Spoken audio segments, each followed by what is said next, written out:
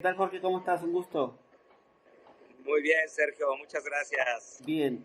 Jorge, como buen fan de la bola 8, quiero abordar un tema que de pronto no es tan abordado, digamos, en los libros, en lo que es la prensa, y tiene que ver con ideologías políticas, sobre todo en el ámbito de las empresas, ¿no? El impacto que tiene en las culturas organizacionales. Entonces, no estamos hablando, digamos, de la empresa genérica, podríamos decir, sino ese tipo de organización, por ejemplo, una ONG, puede ser un medio de comunicación, en donde la labor que están realizando sí tiene, digamos, que ver con una ideología o con la otra, ¿sí? Tengo casos Ujú. donde conozco que, digamos, personas con ideologías más de derecha, podríamos decir, se adaptan perfectamente, digamos, a las actividades y las pueden llevar adelante, digamos, con un desempeño extraordinario, ¿no?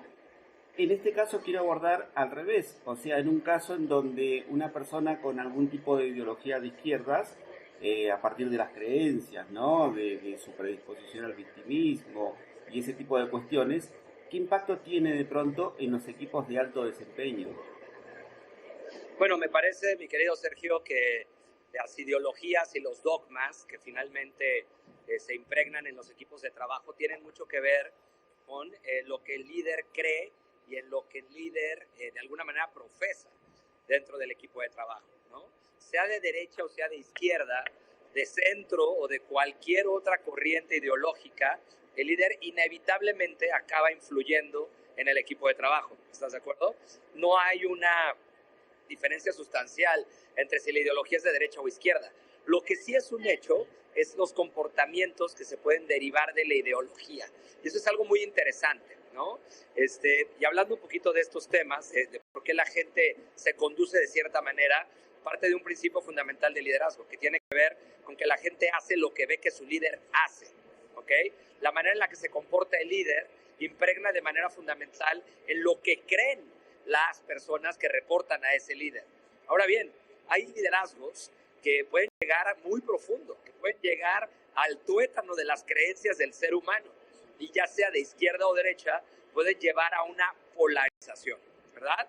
Que es lo que hoy estamos viendo en todos los ámbitos de la vida humana en cualquier país, en cualquier parte del mundo. La gente que ha creído o que cree profundamente en una ideología encuentra en su opositor, en la ideología, a un adversario. Y esto no necesariamente ayuda y genera un buen efecto positivo al interior de las compañías o de las ONGs o de cualquier cosa, inclusive de un país, ¿no?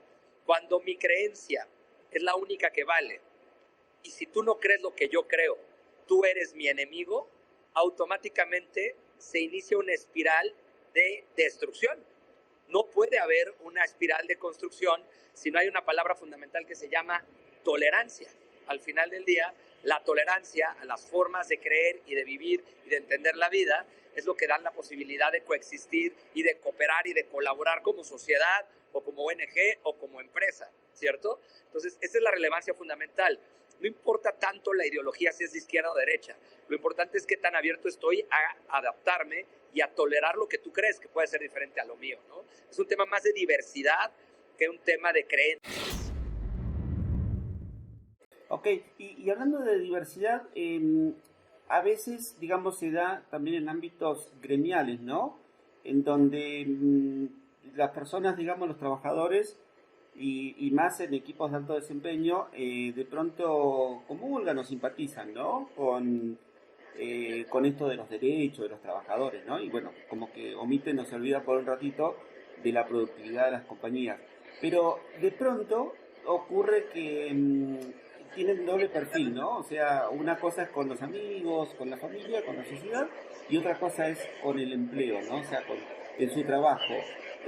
¿Esto genera algún tipo de merma en el rendimiento, digamos, de estas personas para la compañía en estos casos? O sea, y la segunda pregunta que te quiero hacer es, desde el punto de vista de los gerentes, ¿no?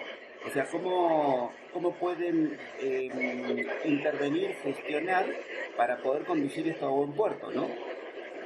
Sí, mira, justamente estamos liberando un libro el día de hoy en este congreso, que el libro se llama Energizers, y habla de 3 cosas, de cómo gestionar tu propia energía, cómo energizar a otros y la energía que se queda en el mundo cuando tú te vayas. Y creo que la pregunta que me haces tiene que ver con el segundo elemento, cómo lograr como gerente energizar a otros y cómo poderles impulsar a que se desarrollen, a que crezcan, a que aprendan.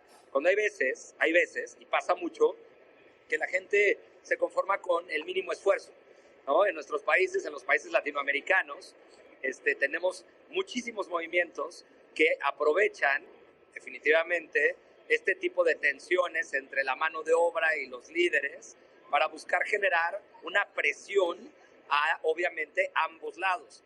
Yo vengo de ser abogado laboralista, mi querido Sergio. Fui más de 11 años socio en una firma de abogados muy grande a nivel mundial que se llama Baker & McKenzie, y dice que los 2 factores de la producción, que son trabajador y empresa, tienen que estar en sinergia. Si ambos factores de la producción, en lugar de estar en sinergia, están en tensión y en golpe constante, la productividad baja necesariamente, ¿no? Hay un tercer jugador, que son los sindicatos, que usualmente identificamos con aquellas personas que piensan con una cierta ideología de izquierda, porque defienden al trabajador en lugar de defender al patrón. Pero yo creo que el sindicato cumple un papel fundamental, que es equilibrar un poco aquellas situaciones en donde la empresa quizá no está respetando algunas cosas o se está excediendo un poco, ¿no? El tema es el equilibrio. Si el sindicato desequilibra tanto el tema que llega un punto en el que para el patrón ya no es rentable mantener la relación laboral porque hay una presión brutal y una tensión enorme, entonces también acaba resquebrajando esta sinergia que queremos lograr. Es decir, tiene que haber un equilibrio entre el trabajador, el patrón o su líder, y el tercer elemento que puede ser el sindicato que representa a la clase trabajadora. Yo creo que hoy en día el tema sindical ha cobrado un auge brutal, Sergio. En Estados Unidos hay huelgas en todas las armadoras de autos, en México, Latinoamérica, en España, ni se diga, en Argentina, bueno, hay manifestaciones todos los días. Y yo creo que lo que ha venido pasando es que no hemos aprendido como sociedad a que las empresas tienen que buscar hacer felices a la gente y tienen que buscar tratar bien a la gente para que ellos traten bien a los clientes. Si esto pasa, no tiene por qué haber estas tensiones y estas disfuncionalidades entre ambos factores. Bien, en tu experiencia, ¿cómo hablabas de bienestar de los trabajadores? ¿Cómo has observado el resultado de la NOM 35? Esto que surgió con el TEMEC hace unos 6 años atrás, aproximadamente 7 años. ¿Cómo evalúas el desempeño que tiene, digamos, esta norma? A ver, no hay ninguna duda, esta NOM, la NOM 035, que habla del tema del estrés laboral y de los riesgos psicosociales, surge porque definitivamente en México estamos en primer lugar en estrés laboral, en el mayor número de horas laboradas en el mundo. ¿Tú sabías eso, Sergio? Que México es el país que más horas trabaja en general en todo el mundo, promedio. Pero no es lo que más produce necesariamente. No definitivo. No a nivel de productividad es otra cosa. No es el que más produce. De hecho, dentro de los países que integran la OCDE, México no figura ni en los primeros 15 y sí es el que más horas trabaja. Entonces, ¿qué te quiere decir eso?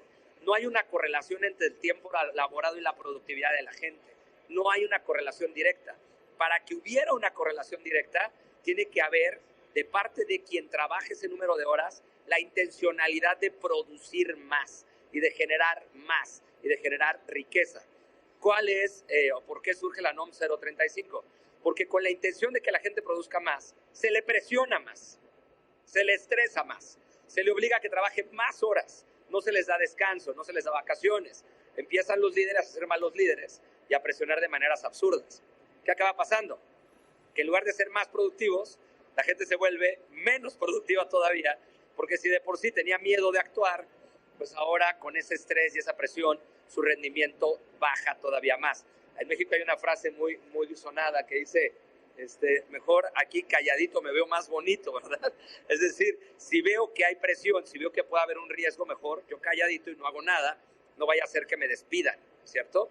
Entonces, la NOM ha buscado mitigar un poco el impacto del estrés laboral, ha de alguna manera solicitado a los trabajadores que levanten la mano si están siendo víctimas de este tipo de riesgos a su salud mental, riesgos psicosociales, y al patrón a estar monitoreando esto constantemente. ¿ok? La cuestión no es nada más monitorearlo, es qué haces después con eso. O sea, ya que tienes una mala prueba en donde sale que efectivamente tu gente está hasta acá de estrés, ¿qué haces tú para poder mitigar y mejorar esa situación? Y yo creo que ahí es el tema justamente que tocamos ahorita en el libro que te platicaba, porque ¿cómo energizas a otros? Preocupándote por ellos. Nosotros creemos firmemente que a la gente le tienes que hacer 3 preguntas. ¿Cuál es tu historia? ¿Cuál es tu sueño? ¿Y cómo te ayudo? Y ayudarlos. Porque si tú le sacas un wow a la gente, ellos le sacan un wow a tu cliente. Y yo creo que eso es inevitable. Y si tratas mal a tu gente, ellos tratan mal a tu cliente. Y eso también es inevitable. De acuerdo. Si nos puedes anticipar algo así, ya nos comentaste algo de tu libro, por supuesto, pero aprovechando que estás presentándolo, si nos puedes compartir, de pronto te voy a preguntar lo siguiente, o sea, ¿qué parte se te hizo como más compleja a la hora de abordarlo, ¿no? Al libro?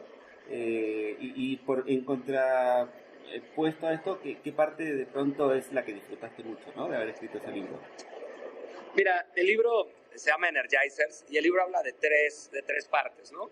Cómo cuidas de tu energía, porque nadie da lo que no tienes. Si no estás bien tú, no puedes darle a nadie. Luego, cómo energizar a otros. Y por último, qué energía quieres que se quede en el mundo cuando tú te vayas, ¿verdad? El libro es una autobiografía que narra momentos complicados, ¿no? En mi vida y situaciones en las que uno vamos pasando por donde asustan a veces, ¿no? De hecho, en la introducción del libro hay una frase de Alonso del Río. Me dice, aunque no puedas comprender, en cada muerte hay un nacer, por eso duele estar tan vivo, ¿no? Yo creo que la frase ejemplifica claramente de lo que habla el libro, de abismos, de momentos en donde la gente pasa por situaciones donde para levantarse le cuesta mucho trabajo y no encuentra la energía. Esa yo creo que es una de las partes más difíciles del libro, porque narro mis propios abismos y narro situaciones en donde me equivoqué y donde cometí errores. Entonces, poderlos abrir al público y poder contar y a través de mi historia lo que yo creo que pasa a millones de personas que cometen errores o que sufren quebrantos o que quiebran una empresa o que las despiden o que se divorcian o que pierden a un familiar querido. ¿Cómo te levantas energéticamente de esa situación? Esa es la más difícil. Yo creo que la parte que más me gustó en el libro habla de los riesgos que tiene la gente, sobre todo cuando tiene éxito. Y eso es algo muy interesante. Hay una parte en el libro, lo vas a leer, Sergio, un apartado que se llama el síndrome de hubris. Y esto te va a interesar porque veo que te gusta el tema de la política. Entonces, hablamos muchísimo que los líderes que tienen poder absoluto padecen un síndrome. Y el síndrome se llama hubris, que tiene que ver con una creencia de que nunca me equivoco, de que todo lo que hago lo hago bien, de que si alguien no está a favor mío está en mi contra, y entonces siento que nada que yo haga va a salir mal. Y el riesgo es enorme, Sergio, porque yo digo que el preámbulo, la soberbia es el preámbulo del quebranto, ¿no? Mientras más te sientes lo máximo, mientras más crees que todo el mundo te va a obedecer y que tú no te equivocas, más cerca estás de un golpe que te mande a la lona y te noquee definitivamente. Esto lo hemos visto en la historia política reciente en diferentes países, donde mandatarios que creían que ganaban una reelección perdían estrepitosamente. Ahí tienes a Donald Trump en las elecciones pasadas. O en la historia de civilizaciones enteras. Roma, cuando creía que iba conquistando todos los diferentes territorios, pecó un poco de soberbia y ¡pum!, fue abatida por las tribus bárbaras y germanas. O piensa en las compañías, piensa en Kodak, piensa en Blockbuster, ¿no? ¿Cómo la gente va a dejar de comprar rollos de película, decía Kodak, o Blockbuster? ¿Cómo la gente va a dejar de ir a las tiendas de Blockbuster si les encanta? Bueno, pues esa soberbia fue la causa de su quebranto. Y yo creo que esto es algo interesante, ¿no? No se puede uno tapar los ojos sin darse cuenta que en ti está el germen de tu derrota. Y de eso hablamos mucho en el libro. Y eso es algo fuerte, ¿eh? Sí. Seguramente lo habrás visto en miles de casos, ¿no? Totalmente, sí. Excelente. Jorge, muchísimas gracias por estos minutos que nos dedicaste para Notipress. Espero que nos podamos encontrar en breve, tomar un café y bueno, seguir platicando porque son temas muy interesantes y bueno, prometo leer el libro y también darte mis comentarios. Gracias, Sergio. Cuídate mucho.